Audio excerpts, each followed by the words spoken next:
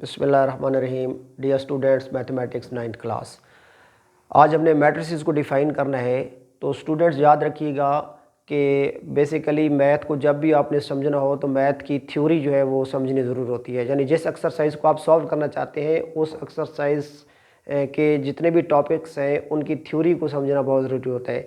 यानी हम 1.1 को जब हम सॉल्व कर रहे हैं 9th क्लास में मैट्रिसेस एंड डिटर्मिनेंट्स में, तो उसमें जितने भी टॉपिक हैं उनकी डेफिनेशंस को समझना ज़रूरी है। और बोर्ड में भी जब भी आप किसी टर्म को डिफ़ाइन करेंगे तो उसकी एग्जांपल साथ देना ज़रूरी होगा। तो आज हमने इक्वल मैट्रिसेस को डिफ़ाइन करना है। तो सबसे पहले जो है वो जब आप डेफिनेशन लिखेंगे तो क्वेश्चन आप लिखेंगे डिफाइन इक्वल मैट्रिसेस, फिर आपने हेडिंग देनी होगी इक्वल मैट्रिसेस। जब हेडिंग दे देंगे तो उसके बाद उसकी डेफिनेशन आप राइट करेंगे। Let A and B two matrices, यानी हम कोई से भी टू मैट्रिसेस को लेट कर लेते हैं और उनको हमने नेम भी दे दिए। एक मैट्रिक्स को हमने ए से डिनोट कर दिया, दूसरे को बी से।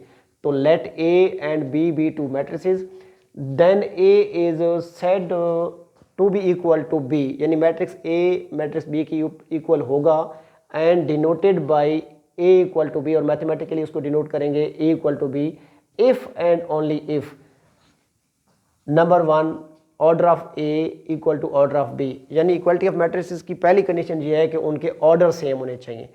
सेकंड कंडीशन ये होगी कि their corresponding entries are equal. यहाँ तक इसकी डेफिनेशन कंप्लीट हो गई है। अगर आप सिर्फ यहाँ तक लिखेंगे तो मुमकिन है कि एग्जामिनर्स आपको 2 मार्क्स में से 1 मार्क दे दे। वो उस पर डिपेंड करता है कि वो नंबर आपको दे या ना दे। लेकिन अगर आप एग्जाम्पल साथ देंगे तो फिर वो एग्जाम्पल साथ देंगे और सही एग्जाम्पल देंगे तो आपको मार्क्स जो है ना वो बोर्ड में पूरे मिल जाएंगे। तो इसलिए एग्जाम्पल भी साथ देंगे। फॉर एग्जाम्पल कोई से भी 2 मैट्रिक्स ले लेंगे। हमने यहाँ पे मैट्रिक्स ए ले लिया है जिसके एंट्रीज हैं 8, 6, 9, 5, और एक मैट्रिक्स बी लिया है जिसकी एंट्रीज हैं 10 - 2, 12 डिवाइडेड बाई 2, 3 मल्टीप्लाई बाई 3, 3 + 2। तो अब अगर हम देखें कि ये मैट्रिसेस इक्वल हैं या नहीं है, तो फर्स्ट जो कंडीशन थी order of A equal to order of B, वो हम यहाँ चेक कर लेते हैं। तो चूँकि हमने प्रीवियस लेक्चर में ऑर्डर ऑफ मैट्रिक्स फाइंड करना सीख लिया था, यानी किसी भी मैट्रिक्स का ऑर्डर फाइंड करना हो तो नंबर ऑफ रोज और कॉलम्स को काउंट कर लेते हैं। मैट्रिक्स ए की जो रोज हैं वो 2 हैं, मैट्रिक्स बी के कॉलम भी 2 हैं, तो इसका ऑर्डर है 2/2। और जो मैट्रिक्स बी हमने एग्जांपल में लिया है उसकी भी 2 रोज हैं और 2 कॉलम्स हैं। तो इक्वलिटी ऑफ मैट्रिसेस की पहली कंडीशन इन दोनों मैट्रिसेस में पूरी हो रही है।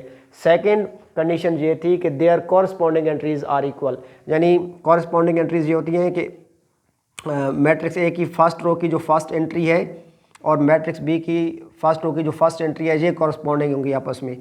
सेकंड एंट्री के कॉरस्पॉन्डिंग होगी, थर्ड एंट्री के कॉरस्पॉन्ड होगी, फोर्थ एंट्री के कॉरस्पॉन्ड होगी।